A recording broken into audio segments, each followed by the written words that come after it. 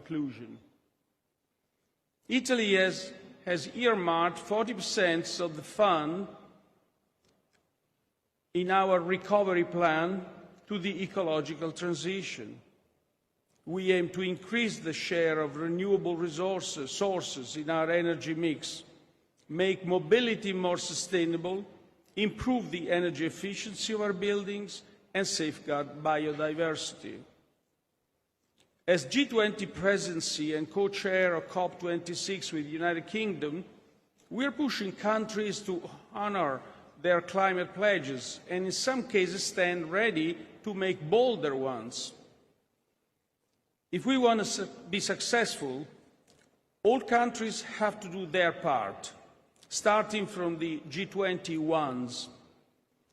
The G20 includes countries that make up more than 80% of the world GDP and over 75% of the global emissions. All major players and emitters are there. In June, G20 ministers of education committed to promoting education for sustainable development in school curricula. In July, the Energy and Climate Ministries in Napoli committed to allocating large shares of their recovery plans to a green transition.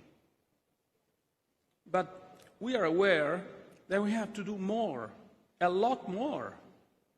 This is the aim of the Rome Summit that will take place at the end of October. We want to achieve a G20 commitment about the need to keep 1.5 degrees within reach. And we must develop long-term strategies that are consistent with 1.5 degrees. At the same time, we need to fulfill the $100 billion pledge to support developing countries. Low and middle-income economies are often more vulnerable to the effect of climate change, and emissions in each area of the world inevitably affects the rest of the globe. So it is both a moral imperative to support their transition and a pressing need. We grown-ups have learned what we have to do: mitigate, adapt, and raise funds to help poorer countries to do the same. But more than anything else, we now have to do it. We now have to act.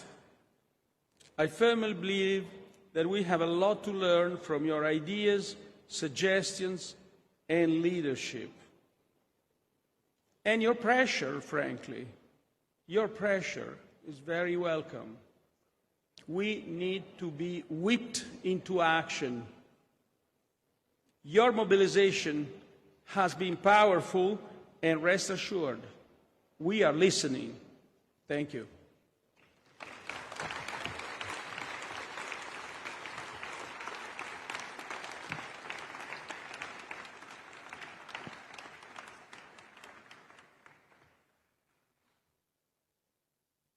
Thank you to Prime Minister for this inspiring speech, and I would like to give the stage now to Prime Minister Boris Johnson.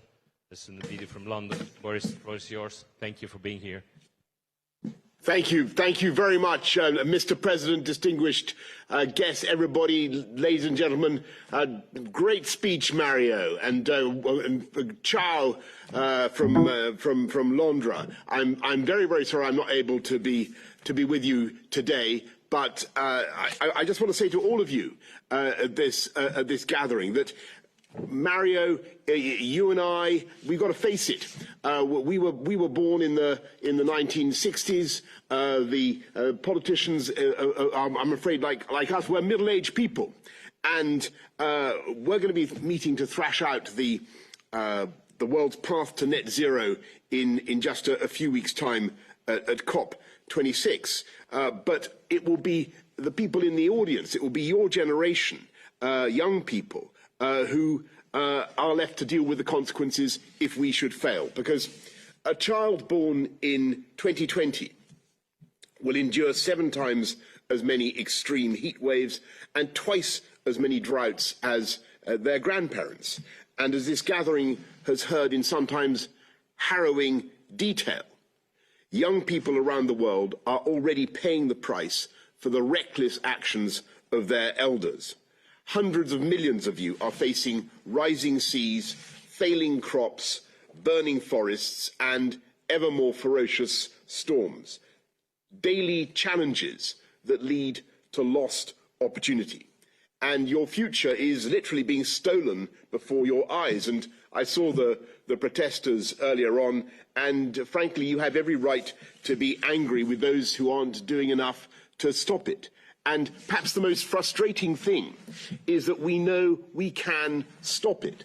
There is still just enough time to put on the brakes. We know what needs to be done. We just have to get on with it. It's a big task and one that will ask a lot of absolutely everybody. But change on the scale we need is perfectly possible. When I was a child, something like 80% of the UK's electricity was generated by burning coal. Even as recently as 2010, we got 10 times more electricity from fossil fuels than from renewables.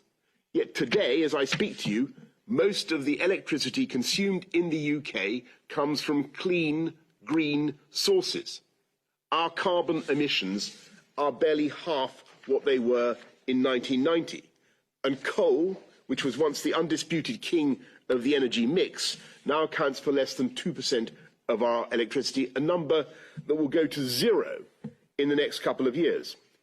And I tell you this not because I want to brag about how great the UK is, because I'm the first to admit that we all have much more to do, but because I want to show what can be achieved when people and politicians have the will to make change happen. That's why it's so important that these 3 days are not the end of the story. We've got 190 countries represented here, almost 190 countries represented here. And if between now and November, the COP26 summit, that you all continue to raise your voices in the way that you have, as passionately and articulately as you are doing. And if you can keep talking to the politicians and the business leaders where you live about this issue and why you care about it and why we must have action, then what I'm saying to you is we can turn this thing around. And there are 4 things that we want to come out of COP26, four big changes in our approach. And it's very easy to remember. It's coal, cars, cash, and trees. Coal, cars, cash, and trees. We want to move away, as I've described, we want to move away from using coal as the way we generate electricity. We want to move towards renewable. We want all the countries in the world to move off coal. We want everybody to stop using internal combustion engine vehicles, and it can be done. People are moving away from them as we speak. As Mario has just said in his really excellent speech, we want to raise the funds that the whole world needs, the developing world in particular, to tackle climate change. And we need to get up to $100 billion, and we need to plant hundreds of millions, if not trillions, of trees around the world. And if we do all that, we can make COP26 in November, which Mario and I are working on. We can make it the beginning of the end of climate change. And so, without being unduly rhapsodical, when you're my age, you young folks, you young thrusters out there, you'll inhabit not a world on fire, but a planet where your phones and your computers and your lights are powered by the wind and the water, the waves, and by the sun. You'll inhabit a world where electric cars glide silently down your streets from California to Cape Town, emission-free, guilt-free, jet zero planes will fly overhead, and all of us will be able to deal with whatever the climate throws at us. So what I'm saying to you is that the situation is dire and it's frightening, but change is possible and it can be done. So help me and help us to make it happen at COP26. And together, let's make this Earth the planet that you deserve. Thank you very much. Thank you. Thank you, Prime Minister Johnson, for this inspiring comment to the work. And now I would like to remind that we are working, the Italian, the UK government, for the COP26. And I want to thank you, President Alok Sharma, being here today, for his presence. Alok, it's a pleasure to have you here because you're taking, you witness what has been done here, and we forward the messages of the young people to the COP26 event. Thank you, Alok. So we have now a last message from His Excellency Antonio Guterres that should be digital, and I leave the floor to the message.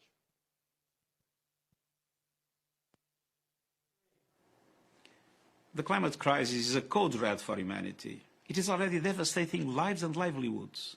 As usual, the poorest and most vulnerable are the hardest hit. The window of opportunity to prevent the worst impacts of the climate crisis is closing quickly. We know what needs to be done, and we have the tools to do it. Young people have been in the forefront of putting forward positive solutions, advocating for climate justice and holding leaders to account. We need young people everywhere to keep raising your voices for a breakthrough in building resilience and ensuring that at least 50% of climate support is for adaptation to protect lives and livelihoods. For developed countries to finally deliver on their promise of $100 billion a year in climate finance to the developing world. For more governments, businesses and investors to reduce their emissions in line with the 1.5-degree goal of the Paris Agreement. This means that they must commit to net zero by mid-century, with ambitious 2030 targets and clear plans to achieve them. For ramping up climate education, green jobs and fair and inclusive economic growth, leaving no one behind. I thank the government of Italy for providing this global stage for young people to engage directly with policymakers. And I thank the more than 400 young people for contributing your ideas and solutions in advance of COP26. Your solidarity and demands for action set a powerful example. We need national leaders to follow your example and ensure the ambition and results we need at COP26 and beyond. Thank you.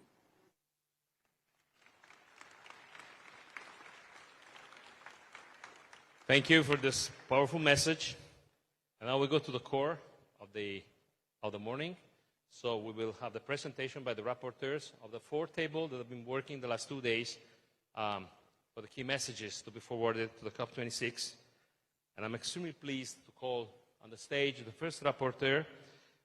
This is Ernst from the Fiji Island, and we'll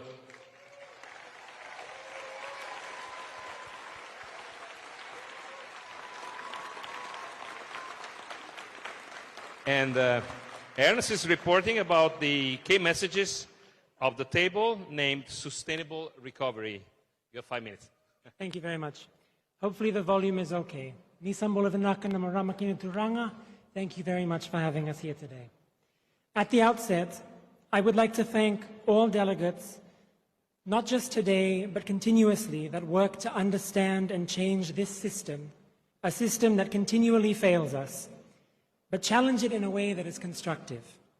By engaging in these processes, influencing a narrative of change, and calling out bad behavior, work like these past few days is a sign of a changing wind. And we young people are this wind. I had the absolute pleasure of working with, I said at the beginning, the best looking and certainly the most vivacious group, the Sustainable Recovery Track. We have 5 key messages, and the first one is to do with energy transition and green jobs. When we think about this, it must be 2 things. It must be just and it must be sustainable.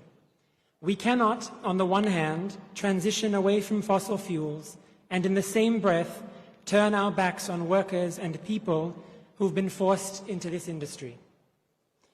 We therefore call for an urgent holistic, diversified, and inclusive energy transition by the year 2030.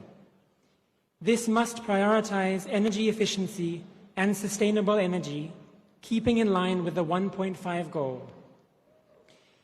This means financing for capacity building and research and technology sharing to ensure a transition with decent jobs, providing adequate support for affected and vulnerable communities. In terms of adaptation and resilience, the language is stronger here, so I urge you to listen carefully. We demand the strengthening of diverse means of implementation to be made immediately available for locally owned adaptation, resilience, and loss and damage measures to ensure proper and continuous solutions, again, reach the most vulnerable groups and regions. And to be clear, immediately is not synonymous with by 2030 or by 2050. It means now.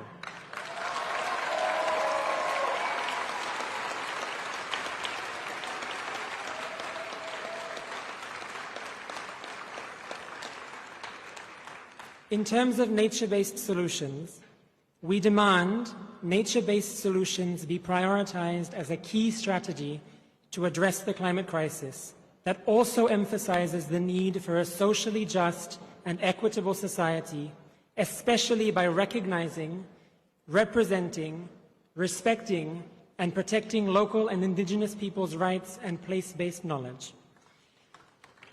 Nature-based solutions is key. It's not a box-ticking photographable strategy. It's vital. Indigenous peoples have been the only people to successfully foster a relationship between our existence and the environment, and we must therefore take their lead.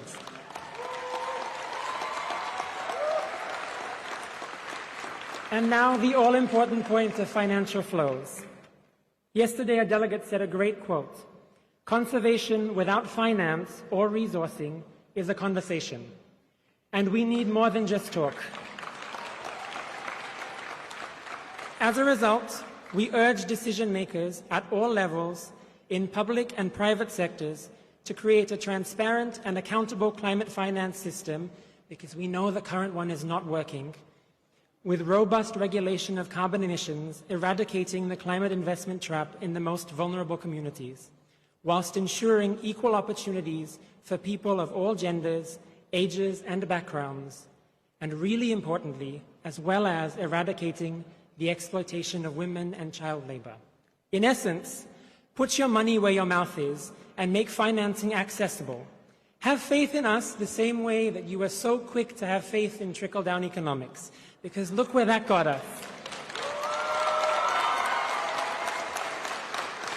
And finally, and this is particularly important for regions like my own in terms of tourism, we demand that at COP26, the recognition of tourism's responsibility in meeting global climate targets, but also its vulnerabilities to the impacts of climate change, particularly for tourism-dependent countries. We call for the inclusion of all stakeholders, youth, women, indigenous communities, and other marginalized groups in capacity building, monitoring, investment and decision-making processes towards resilient blue and green tourism recovery. Just to clarify once more, when I say this is to take place at COP26, what we mean is that by the end of the COP process, when our leaders are laying back in the leather seats of business class, they are celebrating this feat. Thank you very much.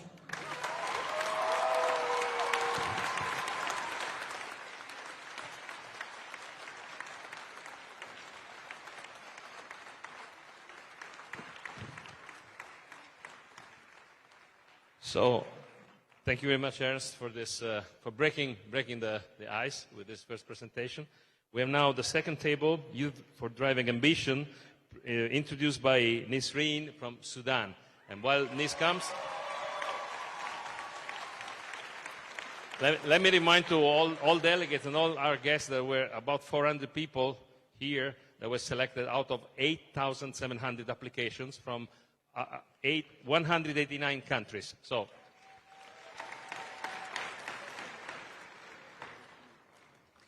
السلام عليكم ورحمة الله وبركاته. صباح الخير عليكم جميعا.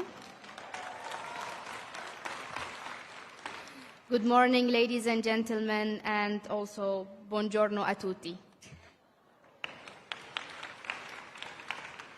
Well, youth driving ambition was the general theme for this event. It was also the theme for one of the most amazing working groups. In a very long 2 days, young people worked very hard in order to send the messages not only for themselves, but for the rest of the young people around the world on how we need climate action to be tackled urgently. One of the biggest features of this session was the sense of urgency and the sense of alarming that we are still going in the wrong direction. More than 6 scientific reports were out by UNEP, UNFCCC, and IPCC. All of them are saying that we are going completely in the wrong direction and unfortunately speeding into the wrong direction. Young people around the world are not only worried about the future of humanity, we are also worried about the future of other creatures that we share the same planet with. It's not only about humans, it's also about the biodiversity that we are losing every day. I am afraid that not only you, the old generations, but only us will be the last generations to witness the planet as it is.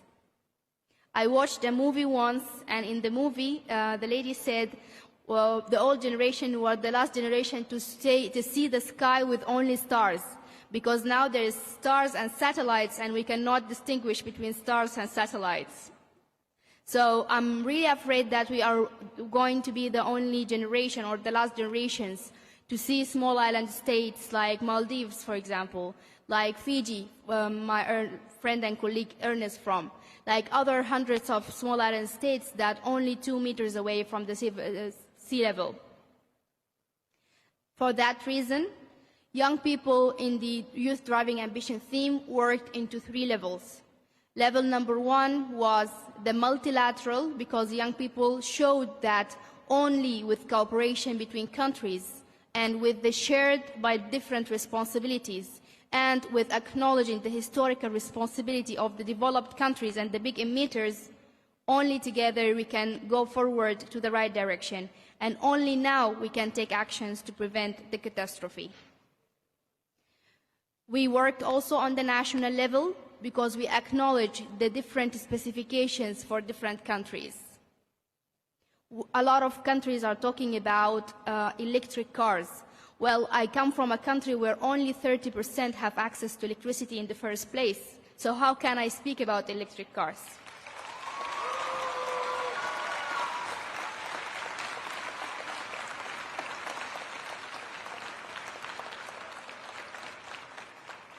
We speak about striking from schools to pressure the world leaders. I come from a country where more than 5 million kids at the age of school are out of schools.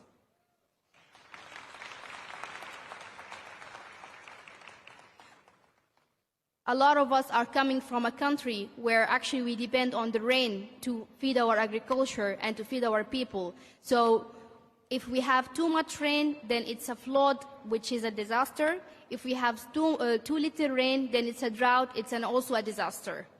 So it's really important to take the concept of the local communities. Last but not least, we had the local level, which is the young people in the grassroots communities, the marginalized group, the indigenous people, and our territories, our deep inside small tribes that have indigenous knowledge and indigenous practices that they can conserve their nature in their own way. Our key messages are meaningful participation, and we mean by that we request countries and relevant institutions to urgently ensure meaningful youth engagement and involvement in all decision-making on processes with implications on climate change and climate policy planning, designing, implementation, and evaluation at multilateral, national, and the local level with an enabling environment. We said enabling environment because we know that a lot of environmental activism are targeted as we speak. A lot of them were killed, jailed, and kicked out of their countries only because they are trying to protect the environment that we are all living in. The second key out message was capacity building. We request all countries to urgently scale up financial, administrative, and logistical support to foster the engagement of youth, to effectively drive climate ambition and concerned action. Third and last, funding.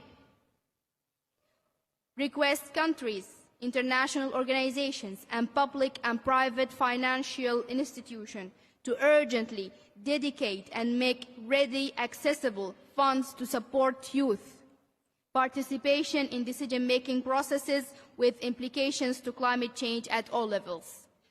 These are our key takeouts in the three items or subtopics we spoke on.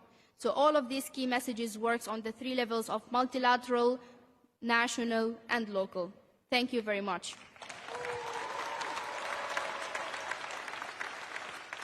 Thank you.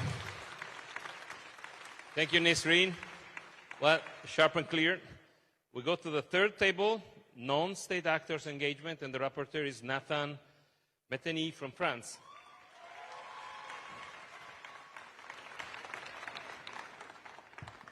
I am quite taller than Greta, right? Ciao a tutti, bonjour, mi chiamo Nathan. Two things from the non-state actors working group. First, very quickly, we realized that the most important thing we were here today, yesterday, and the day before was for us, for our movement, to be together, to meet each other after years of working in these times of pandemic.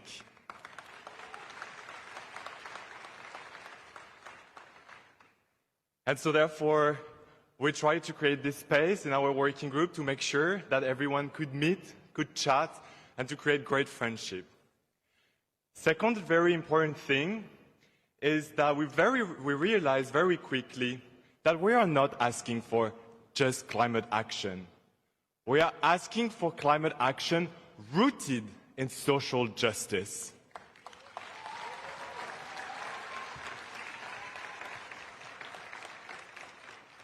Four key takeaways from us.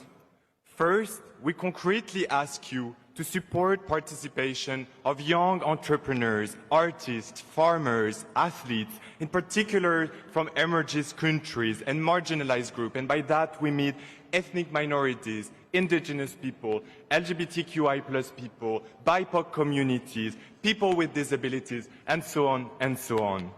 As well as already existing non-state actors with ethical and sustainable practices in the adoption of climate change mitigation and adaptation solutions by facilitating access to public and private finance, as well as development of critical infrastructure, such as access to internet.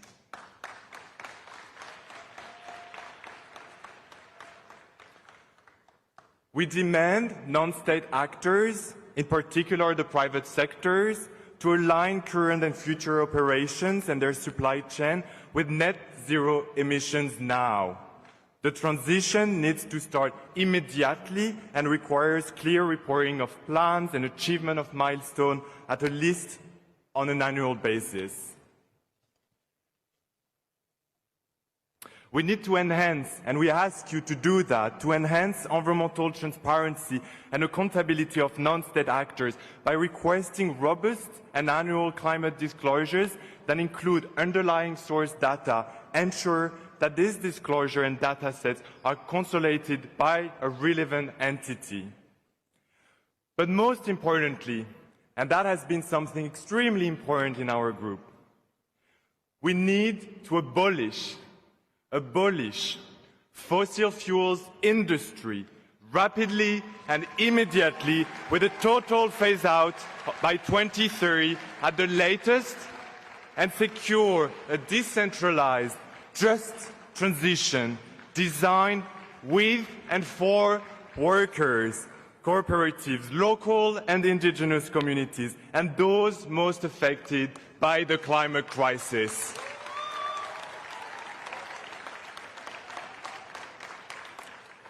any non-state actors, and we say any non-state actors, including UN bodies, fashion, sport, art, entrepreneurship, agricultural entities, must not accept any fossil fuels investments, lobbying activities, or influence from this industry, especially in the international negotiations.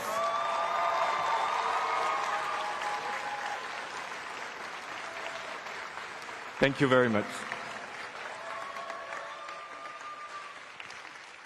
Thank you, Nathan. And we go to the last table, that is Climate Conscious Society, and the rapporteur is Sophia from the United States.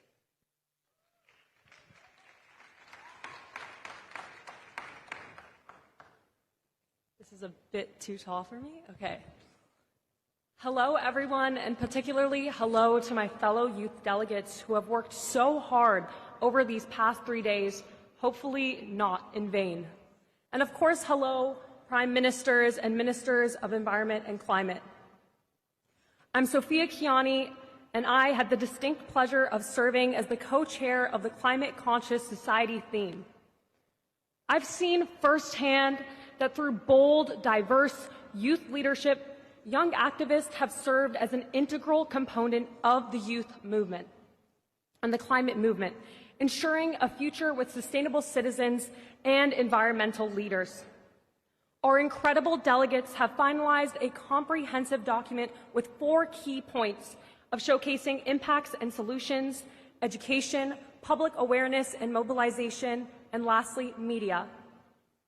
It is crucial to educate and engage all sectors of our population in order to see meaningful climate action.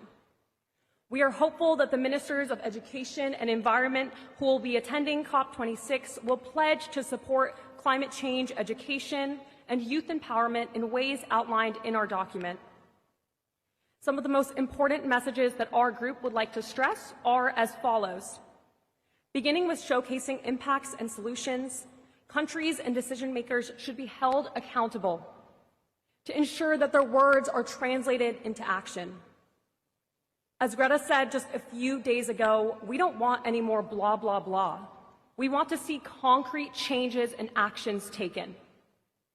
Decision makers should enlist support from young people like us and climate advisors to highlight the impacts of decisions made on social, humanitarian, rights, equality, and justice aspects.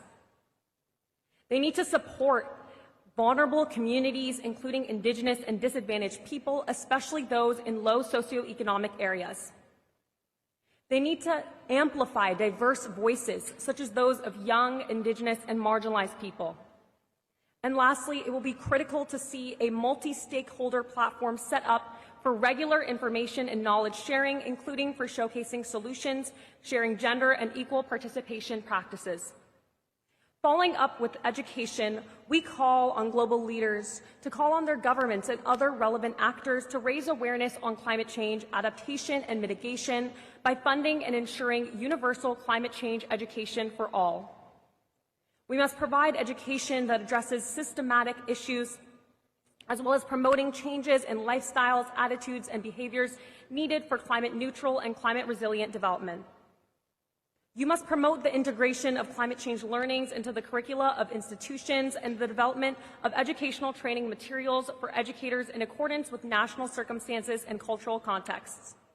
You must support the capacity building programs on climate mitigation and adaptation, as well as integrating climate change into the national education frameworks and education into climate change policies and programs, including NDCs and national adaptation plans.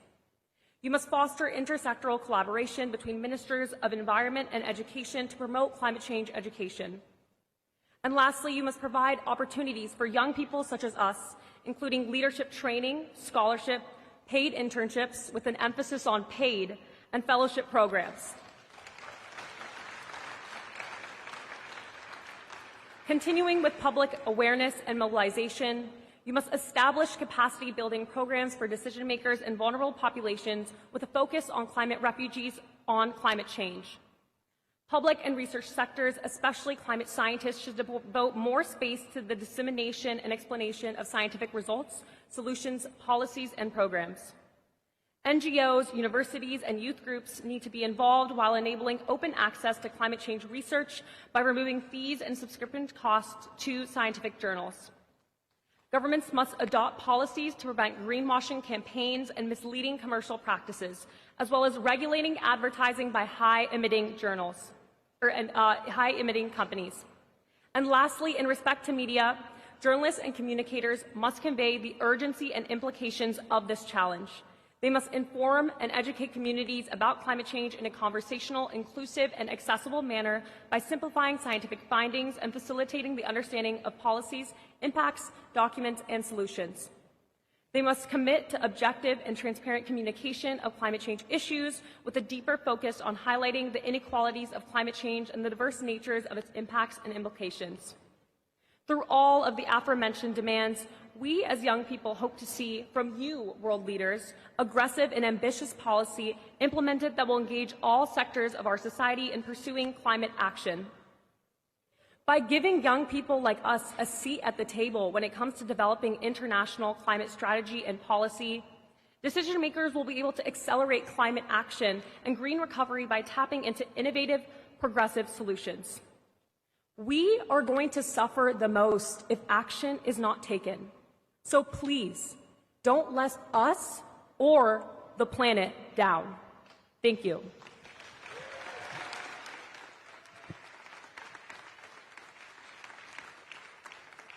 Thank you, Sofia.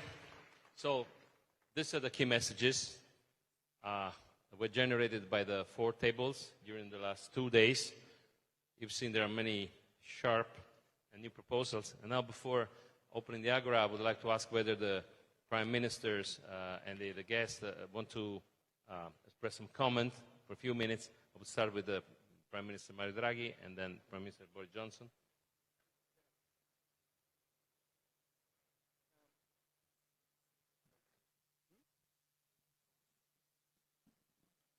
Yeah.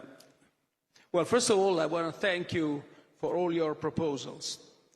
I think they're very reasonable, very to the point, and frankly, they all together, they draft a program for action for our governments. Let me say, please, let me say just one thing about us doing all this blah, blah, blah. Well, the blah, blah, blah sometimes is just a way to conceal ourselves and our inability to pursue with action and consistent action. But to some extent, when you have these transformational changes, it's actually useful to convince people that action is needed, to convince people that the numbers are used here, 1.5, net zero emissions, and so on, are not something that's been created by some artifact. These are science numbers, and people need to be convinced. Now, my sense is that now, maybe I'm too optimistic and I stand to be corrected by the real guys here, my sense is that the leaders are all absolutely convinced of the need to act and the need to act fast.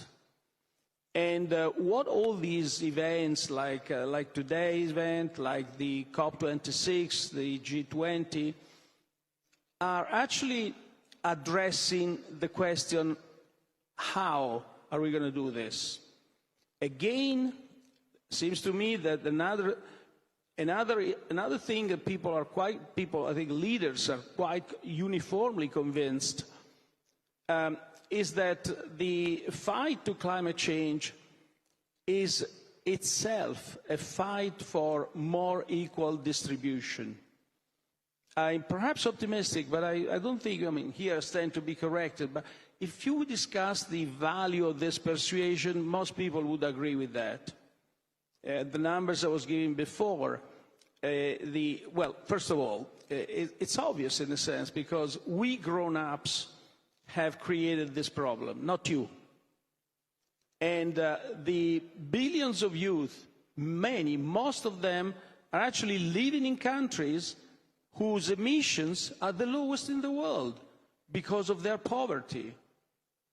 So the justice dimension of this is absolutely apparent. It doesn't need to be elaborated. But now we are better off than 2 or 3 years ago. I see more conviction amongst the leaders. Let's not forget that some leaders had abandoned the Paris Agreement, not even, what was that, 3 years ago? And so now they're changed. And I think we should thank President Biden for this decision. But next step is, how do we do that? So first of all, has to address the transition in an equitable fashion. And many of you, actually all of you now, have said that this has to be inclusive. Inclusive means to include the poor, to include the most fragile, to include the poorest countries, and to include you. We cannot imagine anything being done in this field without your participation to decision making. It's essential. These transformations, again, the size of these transformations is so huge that it cannot be parachuted over people like you, over countries like the poorest countries. So the first step is take conscience of what we have done. And I think to a great extent that's been achieved. The next step is to be absolutely persuaded you need to act and act fast. And here is the real challenge. What I think your discontent, your possibly, I wouldn't say lack of trust, but certainly losing trust is caused by the slowness of this process, by the need to reach endless compromises, and by the speed. The speed is of essence now, because again, science tells us that we have a limited amount of time. So that's the challenge. That's where you will rate our efforts. And we all stand to be judged according to what we do, first and foremost, by the youth. Now, what we have over the next few months is an opportunity, perhaps a tremendous opportunity. I don't want to say unique opportunity, because I really wish that other events like this, the G20, the COP26, the United Nations work on this will continue, will repeat themselves year after year. But certainly the beginning, where we can actually first reach a pledge, an absolute pledge of $100 billion for the developing countries, not loans, grants.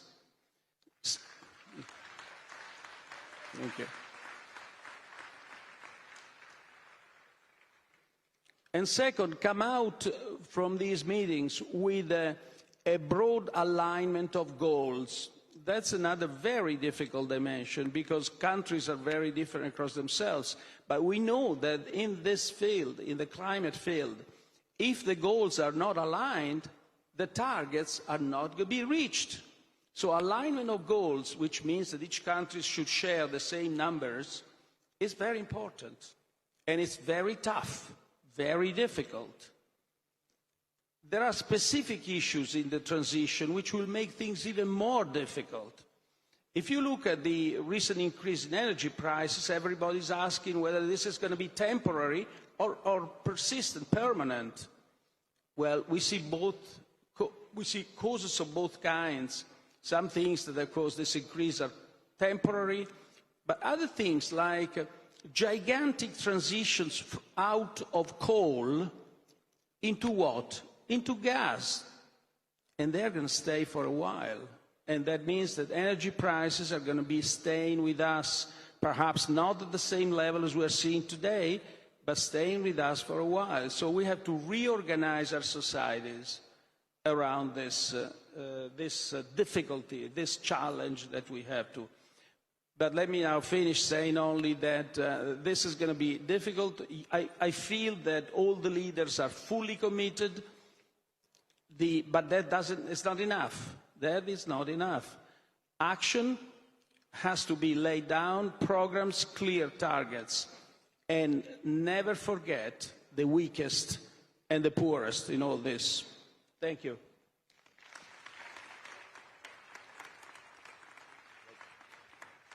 Alok, before we say goodbye to the President, would you like to spend a few words as a comment? Because then we open the Agora and will be a longer session. Would you like to send a few words?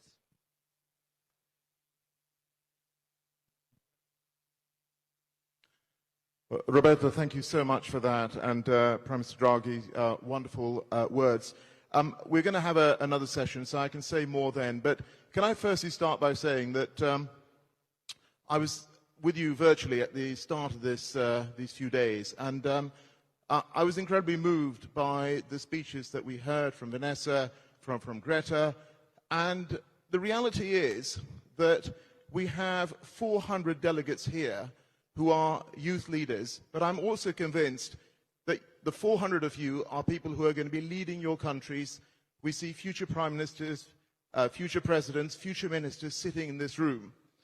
But the reality is the decisions that are taken by this group of leaders, the people that you're going to be hearing from after this, is what is going to be critical to the future that you inherit. And that's why I think this event has been so important. And I'll say more about this in the next session, but I've been incredibly impressed by what I've seen and the passion with which it has been delivered. That's absolutely vital. And a lot of what you're talking about is what we've been discussing through the COP agenda over the past year and a half. And I will say more about that. But thank you for everything that you do. Thank you for holding us to account. It's absolutely important and vital that you continue to do so right up till COP and indeed beyond as well. Thank you. Thank you, Alok. Thank you. Okay, we take 5 minutes break, and we thank again Prime Minister Mario Draghi for being here, and President Mattarella for being here. We have a short break, and then we start the Agora session. Once again, thank you very much for your presence here.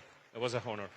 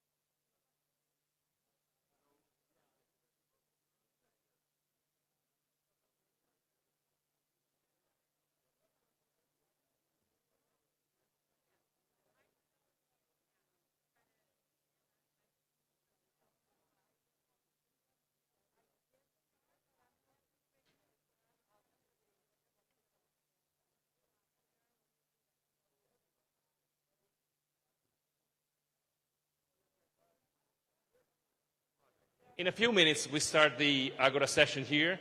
Yeah. So there will be the moderator coming. We just need a few minutes to let the president go away. So I apologize for that. Okay. Yes. The moderator is coming, and the floor will be yours for 85 minutes. Sure. Will the Greek minister be here? Yeah. Is he here? No.